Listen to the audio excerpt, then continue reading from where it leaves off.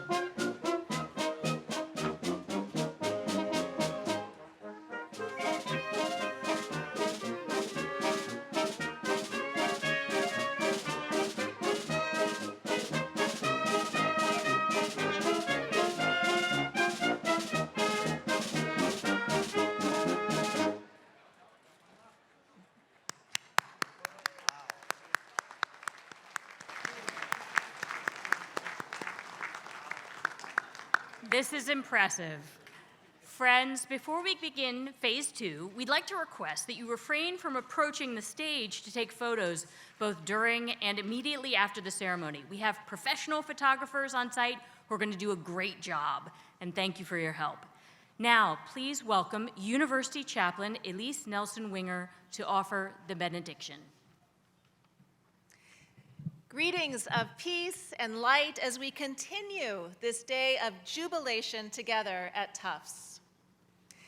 In his book entitled Life Together, Dietrich Bonhoeffer wrote, "We pray for the big things and forget to give thanks for the ordinary small and yet really not small gifts.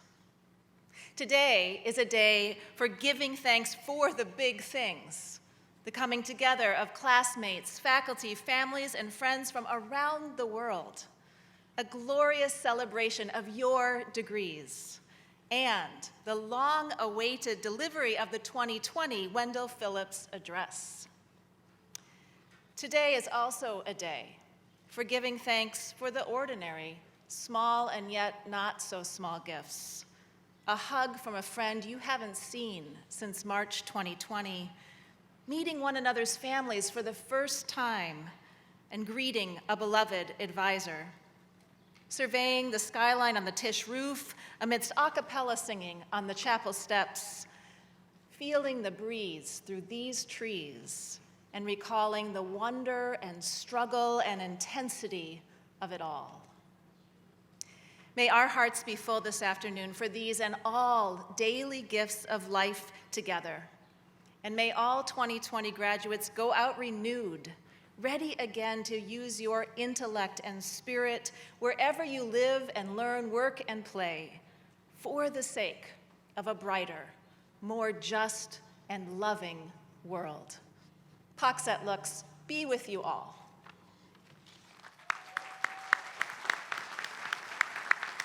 Thank you. We will now begin the ceremonies for Arts, Sciences, and Engineering with the address to the graduates by Letizia Prieba Rocha, the Wendell Phillips Award winner, School of Arts and Sciences, class of 2020. Everyone please be seated. Thank you. As a clinical psychology major, Letizia worked at several research labs focused on bridging the gap between science and treatment for underserved communities, and pursued her passion for social justice and strengthening communities through the LGBTQ Center as Latinx Community Senator, Treasurer of the Association of Latin American Students, and President of Tufts Questbridge. Letizia is currently a contractor with Toyota Research Institute, working to understand how robotic technologies can empower older adults to age in place with dignity. Please welcome her to the stage.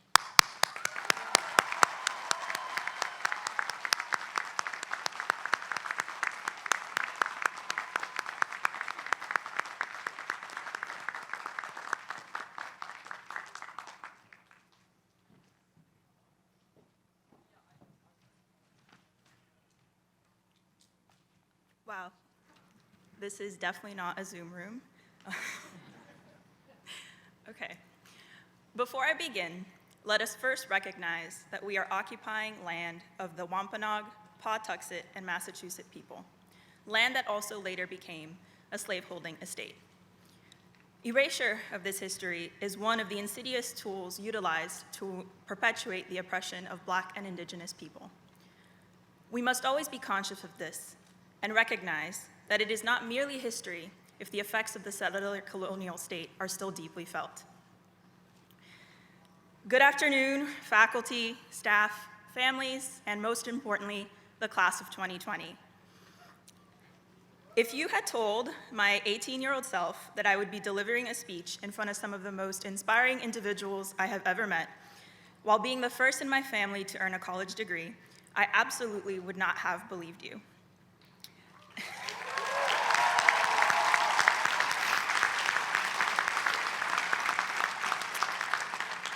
Then, if you specified that the speech would be happening 2 years later because of a pandemic, I probably would have started crying. But here we are, 2 years later, we made it.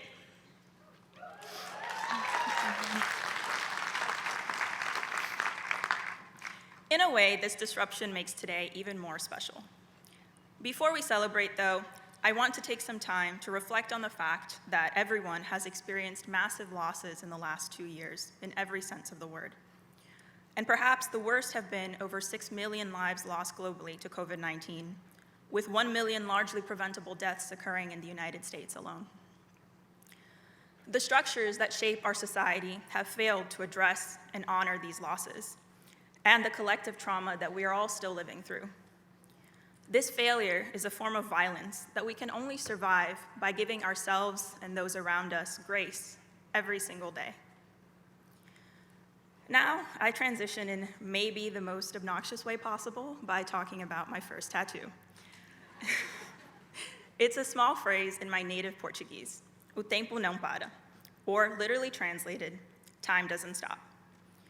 This is also the title of a 1988 song by the singer Cazuza, an incredible artist and the aptly named poet of rock and roll, whose life was stolen alongside an entire generation of queer people taken too soon during the AIDS crisis.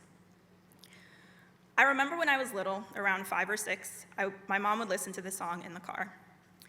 While I was excited by the song's guitar riffs and curse words, I couldn't quite grasp the dire significance behind lyrics like, "I see the future repeating the past," and "your ideas don't correspond to the facts." I certainly didn't think that, almost 2 decades and 8,000 miles later, I would be feeling the relevance of these lyrics more than ever. These truths are experienced every single day, especially by those who are most marginalized. As a first-generation immigrant in this country, I see this in a reality where children are brutally separated from their families and kept in cages, in a society that always chooses profit and war over its people, or where the elite can rule over the bodily autonomy of an entire population. But the beauty in this song, besides its revolutionary challenge to the establishment that still stands today, is that at the end of nearly every verse, Cazuza says, "But time doesn't stop." He dares those who oppose his very existence, those who oppress and divide the masses, by simply reminding them that if you think he has been defeated, he's still rolling the dice, because time doesn't stop. That is what keeps me going, not only surviving, but thriving. Not only thriving myself, but ensuring that those around me are able to thrive. More than a message of resilience, this is a call to action that I want us all to carry with us far beyond our time at Tufts. Today, I have the honor of delivering the Wendell Phillips address, attempting to fill the shoes of a man who unflinchingly called for radical changes to create a more just world. Wendell Phillips spent his life pushing for a United States that still does not exist. He firmly understood that when it comes to human rights and dignity, half measures are not an option. Wendell Phillips was born into the most privileged circles of society, yet he still fought for a better world with compassion, courage, and conviction that left a mark on many lives. He knew it was the right thing to do, as long as the few were stealing from the many. I witnessed this spirit many times during the short 4 years we were at Tufts, with students fueling many important changes that strengthened our communities and bettered our campus as a whole. We saw the establishment of the First Center, creating an incredibly necessary space for first-generation students like me. We maintained the tradition of Indigenous Peoples Day alive and saw the Indigenous Studies minor come to fruition. In the time since we left Tufts, the Indigenous Studies minor, the Center for Indigenous and Native Students was created. These are small but crucial steps towards uplifting Indigenous voices and fighting against the erasure and the injustice faced by these communities. I will always remember demonstrations by dining workers who banded together to unionize, seeking fair treatment while students fought alongside them for a historic victory. Student power was at the forefront of all of these changes. Student leaders continuously move this campus forward, facing institutional barriers head-on, often at the cost of their own mental health. One of the most remarkable manifestations of this happened right at the end of our time on campus, when we were scrambling to return to our homes as the pandemic was declared, when the weight of what would come next had not yet sunk in. As quickly as our world shifted, students came together to form a network of mutual aid and support to redistribute critical resources during a time of crisis. This was such a phenomenal demonstration of the power of community and what happens when people collectively work to ensure that everyone has access to what they need. And while we saw incredible shifts, we were also confronted with grim realities, such as incidents of bias or hate crimes happening within the Tufts bubble. These frightening occurrences reflect the state of the world outside of Tufts, the world we were thrown into so abruptly in March of 2020. We are a generation that has been robbed of our innocence. We are forced to face the greatest existential threat to humankind in the climate emergency, while the numbers only rise in the student loan crisis and our society lives in fear of white supremacist gun violence. As unfair as it may be, it is up to us to quite literally turn the tides. Those in power make false promises. Institutions fail us and leave us to fend for ourselves. But time doesn't stop, which means that none of this is permanent or absolute. Institutions crumble, just as all empires do. What is left, always, are people. How we are left is up to us. It takes a great deal of courage, love, and above all, hope to imagine a better world, a world rooted in justice, where everyone has the resources to thrive. No one person can carry this out individually. If the pandemic has shown me anything, it is that collective action rooted in empathy and solidarity is the only way forward in making these visions a reality. We must dare to not only ask ourselves, what if our world was different? We must demand that it becomes different. That is what drove Wendell Phillips almost 200 years ago. It is what drove revolutionary leaders like Marsha P. Johnson, Berta Cáceres, and Marielle Franco. It is what drives the youth fighting for our future like Mari Copany and Autumn Peltier. It is what drove the student leaders who came before us and those who are sitting in this room. And it is what must continue to drive us as we move forward in this chapter and in every chapter of our lives. Before we move forward, let us first look back fondly on the interesting time that we spent on this campus. My dear class of 2020, we have been through so much together from the beginning. We helped each other through the devastating heartbreak of T-Pain canceling on our very first spring fling. Our resilient first-year selves were somehow not driven to madness when Closer by the Chainsmokers was invading every space on campus for a year. We all experienced and sometimes argued about the shift from pasta bowls to grain bowls at Hodgdon. Who knows what they serve now? I honestly wish I could stop by today because I miss the food on campus sometimes. And let's not forget that our class started the iconic meme page, Tufts Memes for Quirky Queens.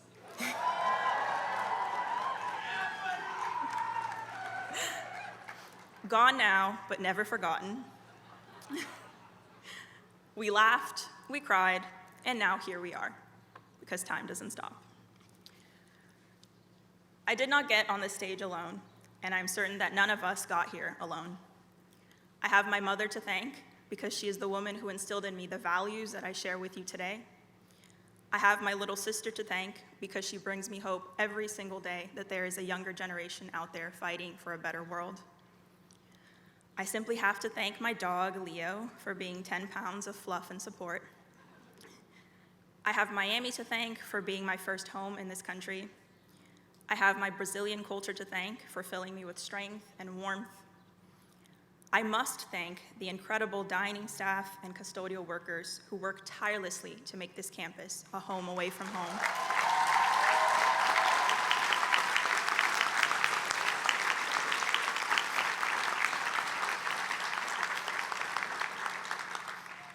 And I will always be grateful to the unbelievably strong and rich communities that I found here. Just as none of us can accomplish the incredible feat of obtaining a degree alone, we simply cannot confront the great challenges of our time single-handedly. We need each other.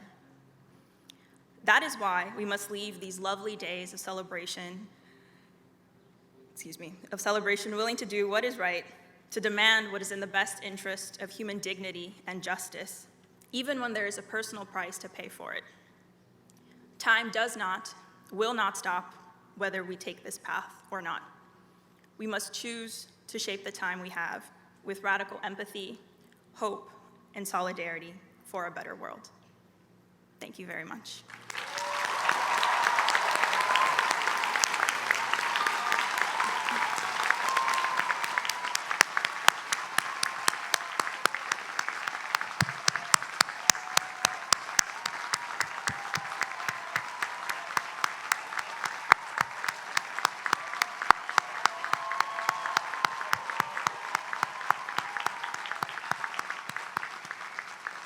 Thank you, Letitia, and congratulations.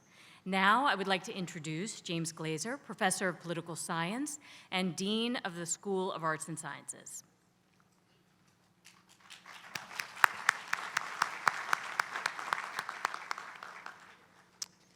Welcome back, class of 2020. Welcome home. It's very special to be hosting you on this wonderful day. When we sent you home just before spring break 2 years ago, we obviously didn't know what was ahead. In the uncertain weeks that followed, we planned a virtual commencement celebration. It was a very sensible thing to do, and we could do it in a timely way. But we heard from so many of you that it was not what you wanted. Please, we'll wait. We promise we'll come back. I received hundreds of emails and phone calls, as did Dean Q and President Monaco.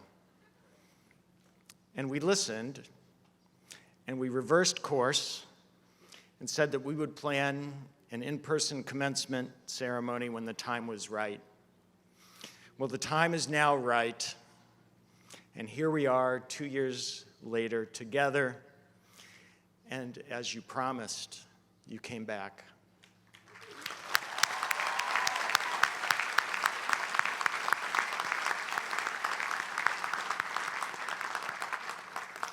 I'm not entirely sure how many. I've heard numbers ranging between 800 and 1,300. I'll just say a lot of you are back. And there's one of you that I want to tell us a little story about. It's Gail Anderson. Gail left Tufts with unfinished business back in 1983.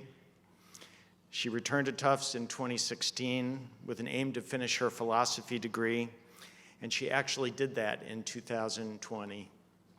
And she's here.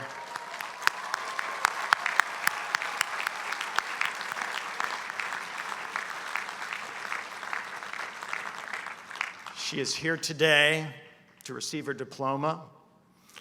And her advisor, George Smith, said that he's in quarantine and he's unable to be here. I hope you know that, Gail. But please join me in congratulating Gail on her success and her perseverance. Gail.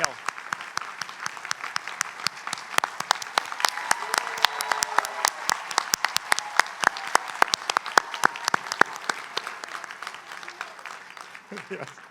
I'll convey that back to Professor Smith. Now, I think back to the spring of 2020. It was quite a challenge, but we were actually able to keep going, albeit online.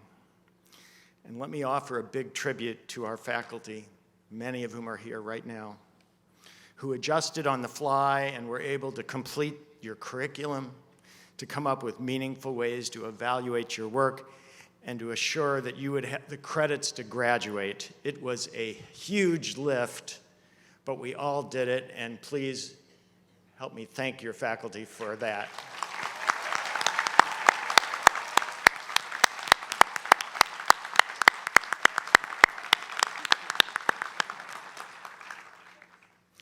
By the fall, we returned to be in person, fall of 2020. We combined in-person and virtual learning. And in fall of 2020, I taught the Introduction to American Politics course in person. Given the requirement to spread out across the room, the whole class wouldn't fit into Barnum 8. So students with last names A through L came on Monday, and those who were M through Z came on Wednesday. And here's what struck me so much. After every class, my students would thank me. Thank you, Professor. Thank you, thank you, thank you, thank you so much. In my whole career, I've never been thanked so much as that semester in Barnum 8. Students were just so happy and grateful to be there in person, even if it was kind of strange. The whole experience confirmed to me how important it is to be in person, even if we can offer effective educational experiences virtually. The virtual challenge was especially large in art-making courses and art-making studios and science and engineering laboratories. But even in courses like mine, the physical connection to other human beings added value. And of course, there were the in-person things that happened outside of class that students were so hungry for. The school play, the sporting contest, lunch. The value of residential education has been spotlighted by our experience of the past 2 years. And the fact that applications to Tufts have gone up by 50% over the last 2 years is some indication that prospective students want more, want what we have to offer, in person and together with others. Well, now we are back here in person, and we can, for just a few days, recreate a moment, that precious last moment before students commence into the world. As the poet Robert Frost wrote about the New England autumn, nothing gold can stay. So let's savor this golden moment together. And when it ends and you go back to your lives, I hope that the memory of it is a source of joy for you and your families. Thank you.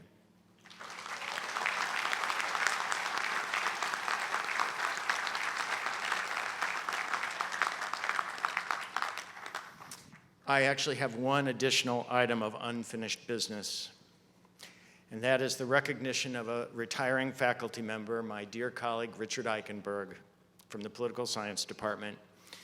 This was supposed to happen last weekend, but Professor Eichenberg was in quarantine. And so we're here to deliver his emeritus certificate today. Professor Eichenberg is the consummate university professor combining excellence in research, teaching, and service. How many of you took his PS, Introduction to International Relations course? Anybody?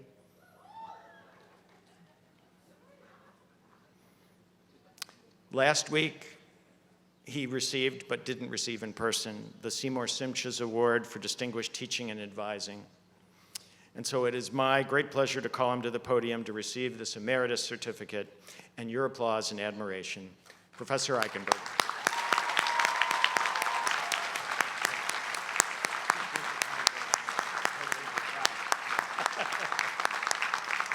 Thank you. Now I would like to introduce Kyungbum Lee, Dean ad interim of the School of Engineering and the Carroll Family Professor in the Department of Chemical and Biological Engineering. Dean Lee.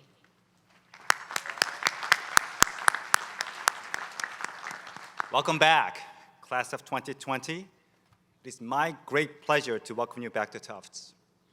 I don't think it's an exaggeration for me to say that the world has changed in many profound ways since you matriculated. And the experiences of your class was different from any other class that preceded yours. Except for one thing, your collective spirit. Through the difficult times that followed your abrupt farewell from this campus, you held fast to the commitments that members of this community make to each other, to care for the safety and well-being of those around you, and to never stop trying to brighten the world by sharing the light from this hill that you carry with you.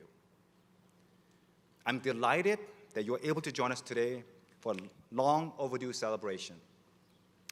This ceremony would not have been possible without the amazing staff who worked tirelessly behind the scenes to put together this week of festivities. Thank you, Tufts staff, on behalf of all the faculty and students and parents gathered here. Thank you.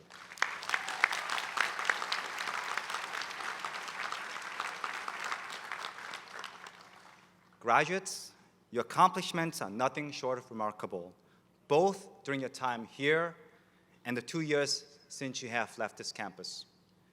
Many of you spent the final semester balancing challenging responsibilities in your homes with a full-time course load.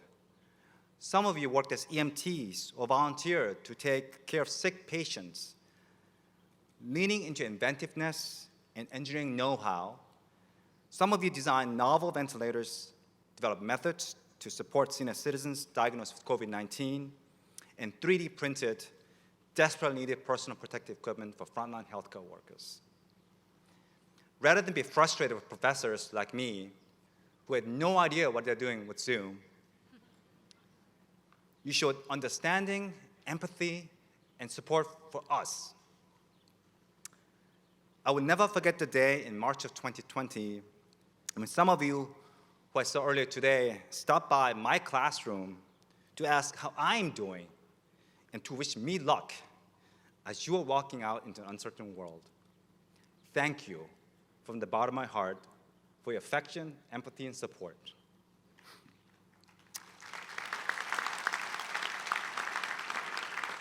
I also want to thank the parents and guardians, grandparents, uncles, aunts, cousins, siblings, pets, and all the loved ones who have sacrificed and stood by our graduates.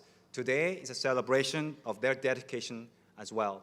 Please join me in a round of applause for your loved ones.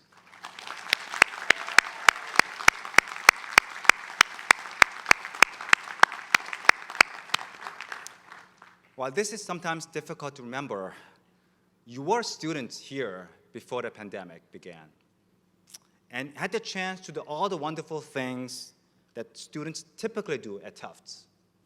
You spent late nights in the library studying, solving long problem sets that never seem to end, crammed for impossible midterms, and raced to meet project deadlines with wonderful teammates that you did not choose for yourself. You also made lifelong friends with whom you have shared memories that you will cherish for all time. I hope that you take some time today in between catching up with old friends, meeting new friends, to reflect on your favorite haunts, your memories, and how far you have come. You have so much to be proud of, and we are very proud of you. Congratulations, class of 2020.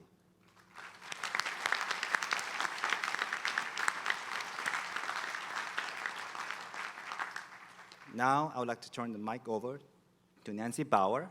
You are the inaugural Dean of School of the Museum of Fine Arts at Tufts. Thank you.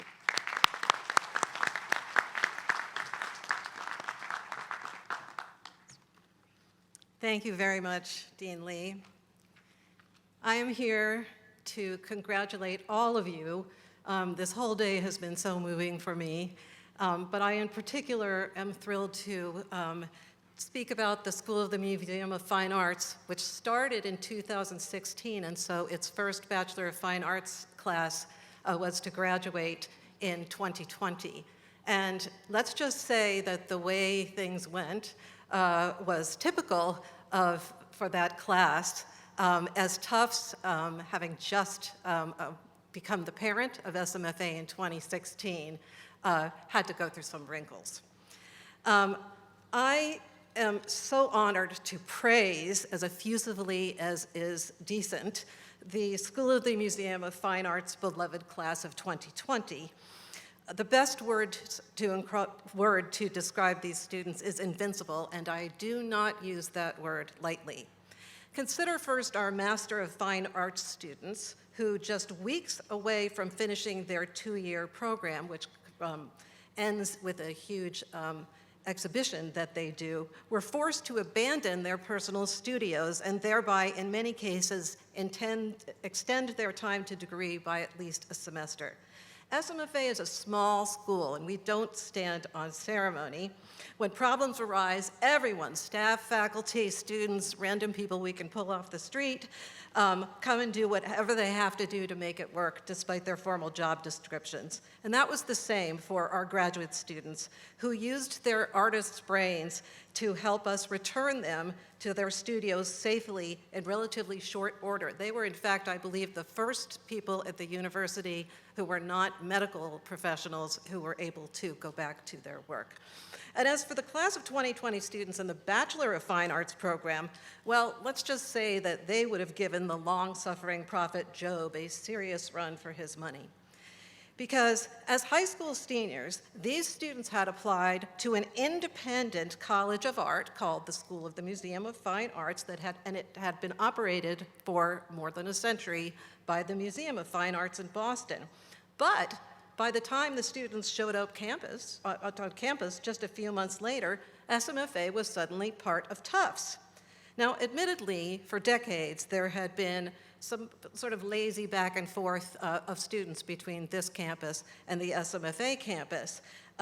Students could enroll in each other's schools' campuses, but the new arrangement was altogether a different beast.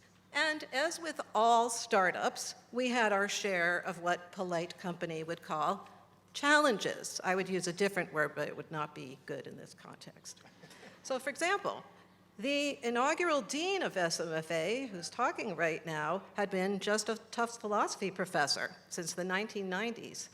She can knit a mean sweater, but when she started at SMFA, she could not even pronounce the word gouache correctly, let alone say what it is, though now, as I have just demonstrated, she is at least nailing that pronunciation.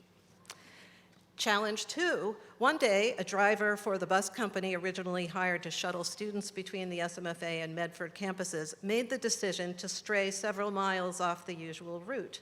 He drove a bus crammed with students well off the beaten path, stopped the bus, ran into a house, stayed there for a while, presumably found the item he meant to fetch, and then drove the students who were quite late to their classes to the next stop.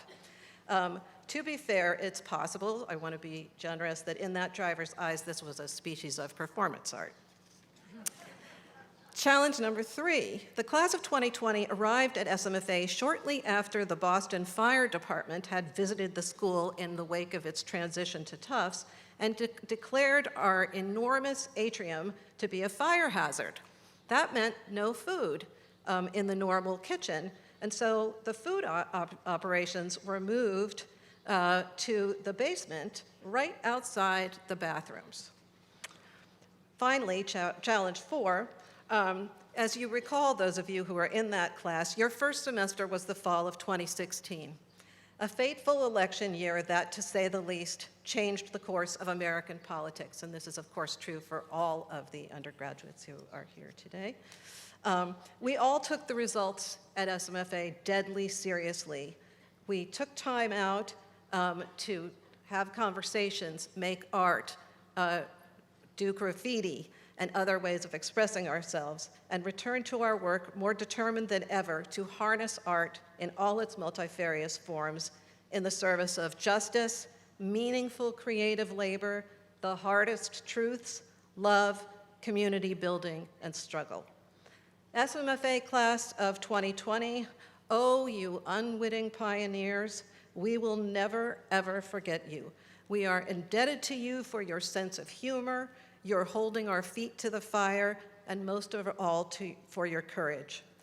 Ralph Waldo Emerson understood courage to be the capacity to dare to imagine that what's true in your own heart might well be the truth. Please, please, whatever you do, all of you, please keep on daring and imagining, and come back to SMFA and hang out with us whenever you can.